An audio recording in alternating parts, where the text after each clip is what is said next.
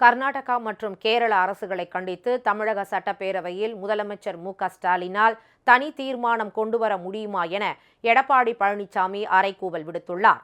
அதிமுக பொதுச் செயலாளர் எடப்பாடி பழனிசாமி வெளியிட்டுள்ள அறிக்கையில், ஸ்டாலின் மாடல் திமுக ஆட்சி சட்டம் ஒழுங்கு சீர்கேடு, பறிபோன பெண்கள் பாதுகாப்பு, போதைப்பொருள் புழக்கம், எங்கும் எதிலும் ஊழல் என குறைகள் மட்டுமே நிறைவாக இருக்கும் ஒரு அவல ஆட்சியாக இருக்கிறது என குறிப்பிட்டுள்ளார்.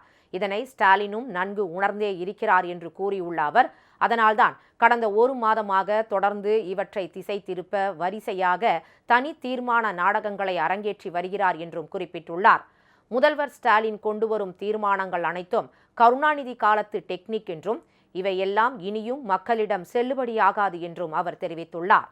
இவ்வளவு தீர்மானங்களை வரிசை கட்டி கொண்டு வரும் ஸ்டாலின், தமிழகத்தின் ஜீவாதார பிரச்சனையான காவிரி நதிநீர் உரிமை குறித்து ஒரு தீர்மானம் கூட கொண்டு வராதது ஏன்?